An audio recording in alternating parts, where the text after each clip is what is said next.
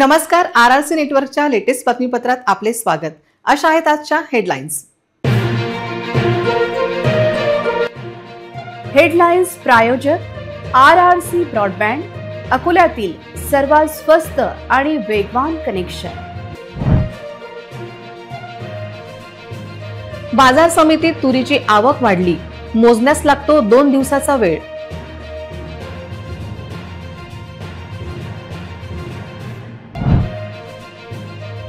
नकटीच्या लग्नाला 1700 विघ्न, महापालिकेच्या मालमत्ताधारांचे नावे गायब।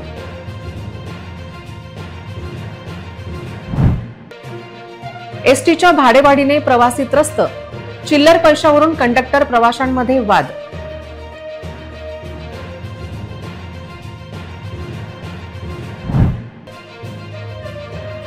रेअरेस्ट ऑफ द रेअर केस बुलढाण्यात आढळली, मातेच्या पोटात गर्भ आणि गर्भाच्या पोटात पण होता गर्भ।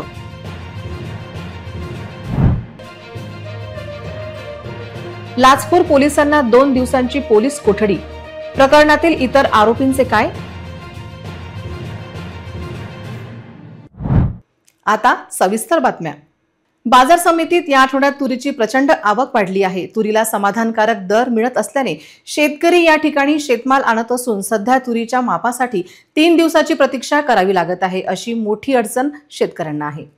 जिल्ह्यात तूर काढणीला सुरुवात झाली असून अकोला कृषी उत्पन्न बाजार समितीच्या आवारात जिकडे पाहावे तिकडे तूरच तूर दिसत असून रस्त्यावर हराशी सुरू झाली आहे। मंगळवारी 7600 एवढा उच्चांकी दर मिळाला असून 2207 क्विंटलची आवक झाली आहे। त्यामुळे शेतकऱ्यांना तुरीच्या मापासाठी 3 दिवसांची प्रतीक्षा करावी लागत आहे। बाजार समितीत शेतमाल आवक एवढी वाढली की आवारात शेतमाल ठेवायला जागा नाही। यंदा तुरीचे उत्पादन देखील बऱ्याचपैकी झाले असून एकरी 5 ते 6 क्विंटलची झडती लागत आहे। जिल्ह्यात खरीप हंगामात 50,000 हेक्टरवर तुरीची पेरणी केली आहे। शासनाने तुरीला सन 2024 ते 25 या वर्षासाठी 7550 रुपये प्रति क्विंटल हमीभाव जाहीर केलेला आहे। हंगामाच्या सुरुवातीलाच तुरीचा दर हमीभावाच्या कमी होता, मात्र आता सध्या बाजारात दर स्थिर असून अकोला कृषी उत्पन्न बाजार समितीत 8000 रुपयापर्यंत दर मिळत असून 7600 एवढा उच्चांकी दर तुरीला मिळाला आहे। पिकाला फायदा झाला असून तुरीचे चांगले उत्पन्न शेतकऱ्यांना झाले आहे। मराठीत एक सुंदर म्हण आहे, ती म्हणजे नकटीच्या लग्नाला 1700 विघ्न। असाच काय तो प्रकार अकोला महापालिकेत होत आहे। महापालिकेला कराची मोठी गरज आहे, जनता कर भरायला तयार देखील आहे, पण या सोयरिकीमध्ये महापालिकेच्या सॉफ्टवेअरमध्ये कर भरणाऱ्या नागरिकांचे नावच सापडत नाही आहे। त्यामुळे या विघ्नाला कोण जबाबदार असा प्रश्न पडला आहे। थकीत कराच्या वसुलीसाठी करदात्यांना दिलासा देण्यासाठी अकोला महापालिकेच्या वतीने शास्ती अभय योजनेअंतर्गत दंडाच्या रकमेत सूट देण्यात येत आहे। त्याचा लाभ घेण्यासाठी नागरिकांकडून कराचा भरणा केला जात आहे।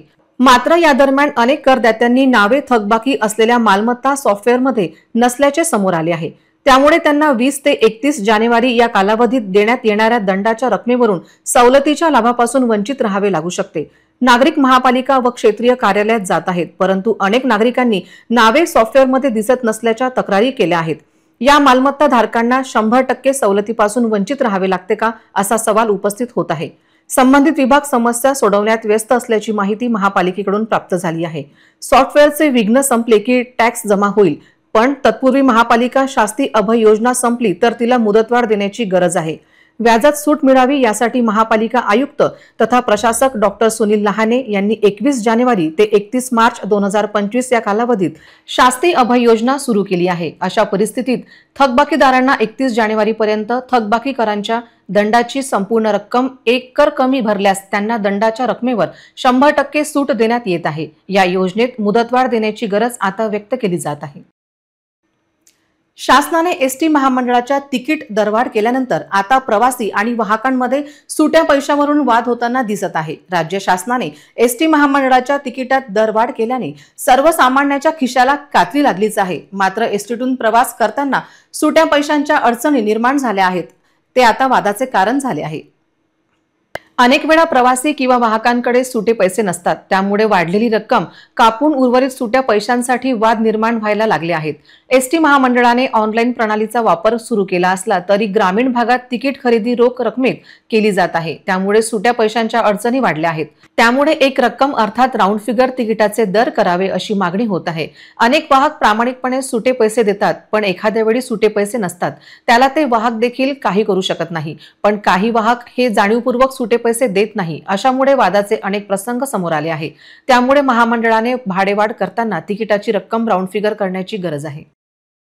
माझं म्हणणं आहे की तुम्ही जे तिकीट 1 रुपये दराने वाढवलं ना, ते वाढवायला नव्हतं पाहिजे. कारण की आता आमच्या घरून जेवढे पैसे भेटतात आम्ही तेवढे सांगतो. 1 रुपया कुठून चिल्लर आणायचा, त्यांच्या जवळ पण नाही राहत. कंडक्टर सोबत भांडण करावे लागतात की तुम्ही तिकीट काय एक्स्ट्रा घेता. कोण्या मुलीजवळ नसतात, कोणाची काय परिस्थिती असते. जे तिकीट तुम्ही वाढवलं ते बरोबर नाही आहे, ते राऊंड फिगर मध्ये करावे अशी माझी अपेक्षा. कारण की मुलांचं बी तिकीट त्यांनी पण जेवढं आहे 35 ते पण जास्त झालं. त्यांना शाळेवाले लेकरं आहेत. माझं म्हणणं आहे की त्यांचं पण कमी करा. मुलांची समानता तिकीट द्यावं, कारण त्यांना पण शिकावं लागते, आम्हाला पण शिकावं लागते. नुसतं सगळं लेडीज साठी नसो, दोन्हीसाठी समान हक्क असा अशी माझी इच्छा आहे. बस 15% चिल्लरीचा खूप वांदे व्हायला लागले. मी स्वतः सकाळी अनुभव माझा की मी कंडक्टरला चिल्लर त्यांच्याकडे सोडून वापस आलो. अडचणी अशा आहेत की जे प्रशासनाने एकच्या पटीमध्ये जी वाढ केलेली आहे, त्या एकच्या पटीने वाढ केल्यामुळे वाहकांना प्रवाशांना दोघांनाही अडचण येत आहे. तेच जी दरवाढ केलेली आहे ती 5च्या पटीत करावी अशी माझी नम्र विनंती आहे प्रशासनाला. ही जी तिकीट दर वाढ झालेली आहे ही शासनाने 1 रुपयाच्या पटीत केलेली आहे. याच्या आधी राऊंड फिगर तिकीट होते, त्यामुळे 1 रुपयाच्या पटीने केलेले प्रवाशांना वाहकांना सुट्ट्यांची खूप अडचण येत आहे. तरी शासनाला विनंती आहे की ही जर भाडेवाढ आहे ही 5 रुपयाच्या पटीत केली तर सुट्ट्याचा अभाव होणार नाही व वाहकात व प्रवाशांना वाद जे निर्माण होऊन राहिले ते वाद होणार नाही. ऑनलाईनची व्यवस्था एसटी कडे आहे, परंतु ग्रामीण भागात ऑनलाईनचा वापर फार कमी करण्यात येतो. केवळ 10% लोक ऑनलाईनचा वापर करतात, म्हणून 90% लोकांना सुटे द्यावे लागतात. म्हणून शासनाला विनंती आहे की त्यांनी कृपया करून ही जी तिकीट दरवाढ आहे ही राऊंड फिगर करावी, 5 रुपयाच्या पटीत करावी अशी विनंती. बुलढाणा येथील जिल्हा स्त्री रुग्णालयात आईच्या पोटात बाळ आणि बाळाच्या पोटात देखील बाळ अशी अत्यंत दुर्मिळ घटना समोर आली आहे. या प्रकारच्या आतापर्यंत काही मोजक्या केसेस समोर आल्या आहेत. त्यात बुलढाणा येथील घटना आहे असे स्त्री रुग्णालयाचे तज्ज्ञ डॉक्टर प्रसाद अग्रवाल यांनी सांगितले. बुलढाणा येथील जिल्हा स्त्री रुग्णालयात आईच्या पोटात बाळ आणि बाळाच्या पोटात ही बाळ अशी अत्यंत दुर्मिळ घटना घडली आहे. या प्रकारच्या आतापर्यंत काही मोजक्या केसेस समोर आल्या आहेत. फिट्स इन गेटो या वैद्यकीय भाषेमध्ये प्रसिद्ध असलेली ही घटना आहे. जगात अशा अत्यंत मोजक्या केसेस उघडकीस आल्या आहेत. यात आता बुलढाण्याचे नाव आले आहे. 2 दिवसापूर्वी ही सदर महिला प्रसूतीसाठी स्त्री रुग्णालयात आली असता तिच्या सोनोग्राफी दरम्यान तिच्या पोटातील बाळाचे परीक्षण करण्यात आले. तिला जुडे असल्याने व्यवस्थित परीक्षण केल्यावर तिच्या पोटातील बाळाच्या पोटात देखील बाळ असल्याचे लक्षात आले. ही महिला सुखरूप असून तिला पुढील उपचारासाठी संभाजीनगर येथे हलवले. एकंदरीत या घटनेमुळे जिल्ह्यात खळबळ उडाली आहे. स्त्रीरोग तज्ञ व सोनोग्राफी तज्ञ आपल्या बुलढाणा स्त्री रुग्णालय इथे 2 दिवसापूर्वी एक 32 वर्षाची महिला, जिला पहिले 2 मुलं होते ऑलरेडी, ती आली होती. तिला 9वा महिना सुरू होता. सोनोग्राफी करताना असे लक्षात आले की तिला जे बाळ होतं त्या बाळाच्या पोटामध्ये पण एक बाळ आढळून आलं. ही खूप रेअर अशी दुर्घटना असते. जगात 100 ते 200 केसेस पेक्षा जास्त आढळून आलेले नाही आहे आणि इंडियामध्ये आतापर्यंत 10 ते 15 केसेस असे रिपोर्ट झाले आहे. तिच्या आधीच्या सोनोग्राफीमध्ये हे सगळं मिस झालं होतं, म्हणजे लक्षात आलं नव्हतं, कारण कोणी विचारही करत नाही की बाळाच्या पोटामध्ये पण बाळ राहू शकते. मी जेव्हा बघितलं, डिटेल स्टडी केला, 1-2 अजून डॉक्टरांच्या मदतीने ते कन्फर्म केलं आणि मग याचे निदान झाले की बाळाच्या पोटामध्ये पण दुसरं बाळ आहे ज्याची वाढ होत नाहीये आणि तिला त्याप्रमाणे गाईड करण्यात आले. समजा त्याचं असं असते, अशा केसमध्ये बाळाला डिलिव्हरी झाल्यानंतर बाळाला लगेच ऑपरेशन करून ते दुसरं बाळ जे खराब बाळ आहे ते काढावं लागते. तर बुलढाण्यात पिडियाट्रिक सर्जन नाही आहे, तर त्यासाठी तिला उपचारासाठी पुढे संभाजीनगर येथे रेफर करण्यात आले. पोलीस स्टेशनच्या दप्तरी दाखल असलेल्या अदखलपात्र स्वरूपाच्या प्रकरणी प्रतिबंधक कारवाई न करणाऱ्यांसाठी 10,000 रुपयाची मागणी करणारा दहीहंडा पोलीस स्टेशनचा कर्मचारी व मध्यस्थी अशा दोघांना मंगळवारी 8,000ची लाच स्वीकारताना रंगेहात पकडण्यात आले। या घटनेमुळे दहीहंडा या ठिकाणी एकच खळबळ उडाली। या प्रकरणातील मुख्य आरोपीला 2 दिवसाची पोलीस कोठडी सुनावण्यात आली आहे। या प्रकरणातील तक्रारदार व कुटुंबातील सदस्य यांच्या विरुद्ध पोलीस स्टेशनला यांची एनसी दाखल होती। या प्रकरणात संबंधितांविरुद्ध प्रतिबंधक कारवाई न करण्यासाठी 10,000ची मागणी पोलीस स्टेशनमधील कर्मचारी प्रफुल्ल दिंडोकर व हवालदार गणेश अवचार यांच्याकडून 10,000 रुपयांची मागणी करण्यात आली होती। परंतु तक्रारदाराला लाच देणे नसल्याने त्याने याबाबतची तक्रार लाचलुचपत प्रतिबंधक विभागाकडे नोंदवली। या विभागाने केलेल्या पडताळणीत देखील मागणी सिद्ध झाली होती। 8,000 रुपयांमध्ये तडजोड झाल्यानंतर पोलीस स्टेशनच्या जवळच असलेल्या हॉटेल यशवंत बार अँड रेस्टॉरंटच्या उजव्या बाजूला असलेल्या मोकळ्या जागी रक्कम स्वीकारल्याचे ठरल्याने त्या ठिकाणी एसीबीने लावलेल्या सापळ्यांमध्ये प्रफुल्ल दिंडोकर व खासगी शंकर तराडे हे दोघे अडकले। 8,000ची रक्कम स्वीकारताच या दोघांना एसीबीच्या पथकाने ताब्यात घेतले। दिंडोकर व तराडे या दोघांना एसीबीने अटक केली असून दहीहंडा पोलीस स्टेशनला यांच्या विरुद्ध गुन्हा दाखल करण्यात आला आहे। इतरही घडामोडींचा आपण आढावा घेणार आहोत, मात्र छोट्याशा विश्रांतीनंतर। ना दर महिन्यात रिचार्जची भानगड, ना डाटा पॅक संपण्याचं टेन्शन। आमच्या घरी आहे RRC ब्रॉडबँड कनेक्शन। तुम्ही घेतलाय काही वर्षाचा नवा प्लॅन?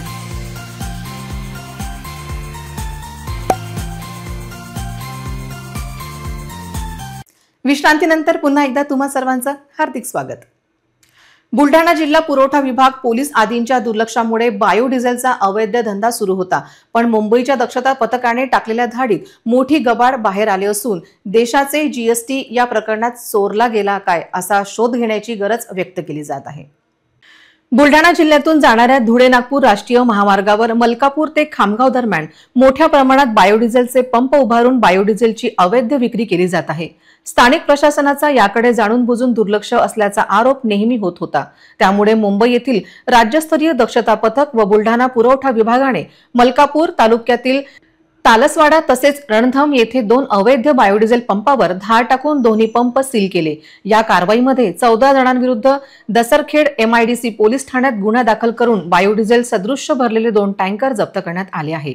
या कारवाई दरम्यान 4 आरोपींना अटक देखील करण्यात आली आहे। या कारवाईमुळे बायोडिझेल माफियांचे धाबे दणाणले आहे। डिझेल पेट्रोल सदृश्य ज्वलनशील पदार्थ अवैधरित्या विक्री करणाऱ्यांवर यापुढे देखील धडक कारवाई करण्यात येईल, अशी माहिती 28 जानेवारीला सायंकाळी बुलढाणा जिल्हा पुरवठा अधिकारी गजानन टेकाडे यांनी दिली आहे। व सहाय्यक नागरी पुरवठा तथा राज्यस्तरीय दक्षता पथक प्रमुख माननीय सुधाकर तेलंग सर व माननीय जिल्हाधिकारी डॉक्टर किरण पाटील सर यांच्या मार्गदर्शनाखाली राज्यस्तरीय दक्षता पथक व बुलढाणा पुरवठा विभाग यांनी ताळसवाडा व रणधम जवळच्या एकता हॉटेल जवळ 2 पथक पाठवले। सदर पथकाला 2 टँकरमध्ये अवैधरित्या डिझेल सदृश्य पेट्रोलियम इंधनाचा विक्री व साठा होत असल्याचे निदर्शन आले। सदर अवैधरित्या इंधनाची वाहतूक व साठा होत असल्यामुळे सदर दोन्ही टँकर हे पोलीस स्टेशन MIDC मलकापूर येथे जप्त करण्यात आले व या गुन्ह्यामध्ये अवैधरित्या जे कोणी विक्री करत आहे अशा 14 लोकांवर FIR सादर केलेला आहे। त्या 14 लोकांपैकी 4 लोक हे सध्या अटकेमध्ये आहे व या गुन्ह्यामध्ये आणखी कोणी संशयित असेल तर अशा संबंधीवर नियमानुसार कार्य करण्यात येईल व सदर पुढील तपास हा MIDC पोलीस स्टेशनचे PI कोळी हे करत आहे। या गुन्ह्यामध्ये जवळपास 71 लाखाचा मुद्देमाल हा जप्त करण्यात आलेला आहे। भविष्यामध्ये असे कोणी बायोडिझेलची किंवा डिझेल सदृश्य पेट्रोलियम पदार्थाची अवैधरित्या विक्री करणार नाही यासाठी भविष्यामध्ये असे अकोला शहरातील उड्डाणपुलावर 26 जानेवारी रोजी झालेल्या अपघातात भारतीय सैन्य दलातील जवान विवेक लावंद यांचा रुग्णालयात उपचारादरम्यान मंगळवारी रात्री निधन झाले। शासकीय इतमामात पिंपळखुटा गावी त्यांच्या पार्थिवावर अंत्यसंस्कार करण्यात येणार असल्याचे कळते।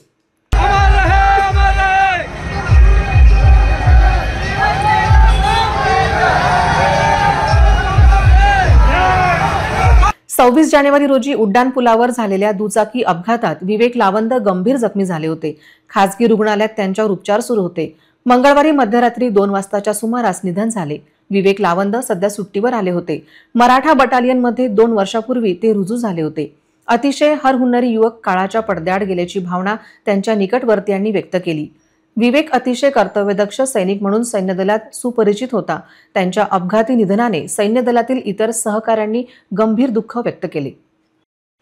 सरोपच्या रुग्णालयाच्या ओपीडीमध्ये रुग्णांचे रक्तनमुने असुरक्षित दिसत आहेत. रक्तनमुने सांभाळण्याची जबाबदारी ज्या कर्मचाऱ्यांवर आहे ते दुर्लक्ष करताना दिसतात. ही गंभीर बाब असून याकडे प्रशासनाचे दुर्लक्ष कारणीभूत असून आउटसोर्सिंग एजन्सीच्या कर्मचाऱ्यांचे दुर्लक्ष असल्याचे चित्र आहे. सरोपच्या रुग्णालयात अकोला, वाशिम, बुलढाणा जिल्ह्यातील रुग्ण उपचारासाठी येतात. बरेच रुग्ण तासनतास रांगेत उभे राहून रक्ताचे नमुने तपासणीसाठी देतात, परंतु ते सांभाळून ठेवण्याऐवजी जमिनीवर पडलेले दिसतात, असा आरोप सामाजिक कार्यकर्त्यांनी केला आहे. रुग्णालयाच्या ओपीडीमध्ये असे प्रकरण समोर आले आहे. रुग्णांचे रक्तनमुने प्रशिक्षित डॉक्टरकडून खाली पडलेले दिसले. रक्ताचे सॅम्पल काचेच्या बाटलीमध्ये ठेवले जातात, तसेच ट्रेमध्ये ठेवलेल्या बाटल्या जमिनीवर कशा आल्या याविषयी आश्चर्य व्यक्त केले जात आहे. काही सामाजिक कार्यकर्त्यांनी सरोपचारच्या डीन डॉक्टर मीनाक्षी गजबिये यांच्या कार्यालयाला ईमेल करून तक्रार केली, जेणेकरून पुन्हा असा प्रकार होऊ नये. इतरही घडामोडींचा आपण आढावा घेणार आहोत, मात्र छोट्याशा विश्रांतीनंतर. पेट्रोलचे वाढले दर, गॅस सिलेंडरच्या वाढल्या किमती, जीवनावश्यक वस्तू असो की कपडे यांचे देखील वाढले दाम. अकोल्यात पहिल्यांदाच इतर टेलिकॉम कंपन्यांपेक्षा स्वस्तात internet broadband connection. RRC network private लिमिटेडद्वारे स्वस्तात इंटरनेट कनेक्शनच्या संधीचा फायदा घ्या आणि बचत करा. निम्म्या पैशात मिळवा internet broadband connection. RRC network private limited.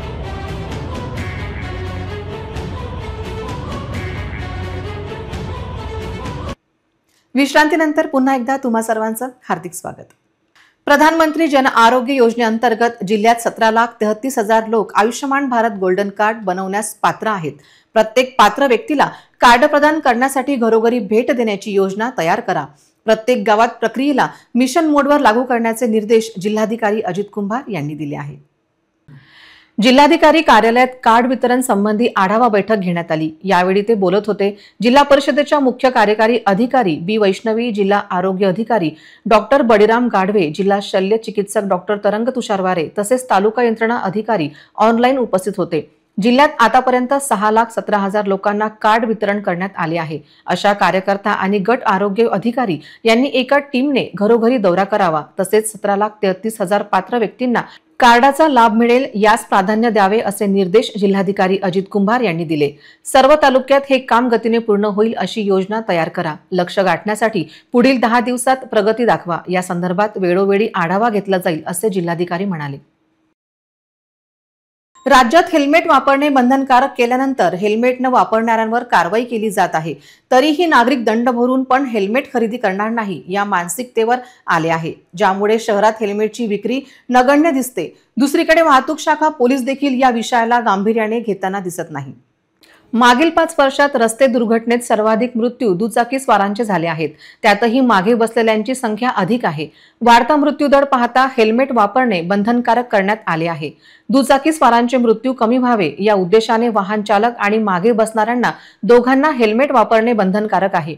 वाहतूक नियमांचे उल्लंघन करणाऱ्या विरुद्ध कारवाई केली जात आहे. चालकाचे हेल्मेट घातले नसल्यास 1,000 रुपये दंड, तसेच मागे बसणाऱ्यांना देखील तेवढाच दंड द्यावा लागणार आहे. शहरात वाहतूक पोलीस कारवाई करीत आहेत, तरीही बहुतांश वाहन चालक अगदी बिनधास्तपणे वाहन चालवताना दिसतात. नागरिक तसेच पोलीस देखील हेल्मेट वापरताना दिसत नाहीत. पुन्हा एक नजर टाकूया आजच्या प्रमुख घडामोडींवर. हेडलाईन्स प्रायोजक RRC ब्रॉडबँड, अकोल्यातील सर्वात स्वस्त आणि वेगवान कनेक्शन. बाजार समितीत तुरीची आवक वाढली, मोजण्यास लागतो 2 दिवसाचा वेळ.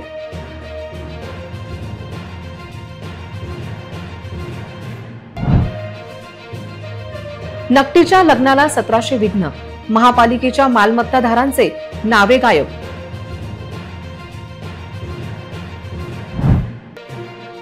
एसटीच्या भाडेवाढीने प्रवासी त्रस्त, चिल्लर पैशावरून कंडक्टर प्रवाशांमध्ये वाद.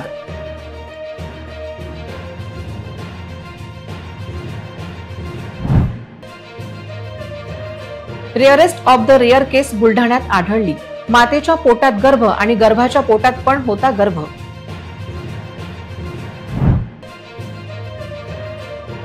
लाचखोर पोलिसांना 2 दिवसांची पोलीस कोठडी. प्रकरणातील इतर आरोपींचे काय? बातम्यांसाठी तुम्ही पाहत रहा RRC न्यूज. 2.25 लाख दर्शकांनी RRC डिजिटल अकोला हे यूट्यूब चॅनल सबस्क्राईब केले आहे, तेव्हा तुम्ही कसली वाट पाहत आहात? तुम्ही पण सबस्क्राईब करा आणि बेल आयकॉन क्लिक करत RRCच्या बातम्या निरंतर पहा. तुमच्या मोबाईलवर नोटिफिकेशन मिळवण्यासाठी सबस्क्राईब करा RRC यूट्यूबचे हे चॅनल. लाईक आणि फॉरवर्ड करा RRC डिजिटल अकोलाचे हे न्यूज बुलेटिन. पुन्हा भेटूया लेटेस्ट बातम्यांसह नव्या बातमीपत्रात. तोवर नमस्कार.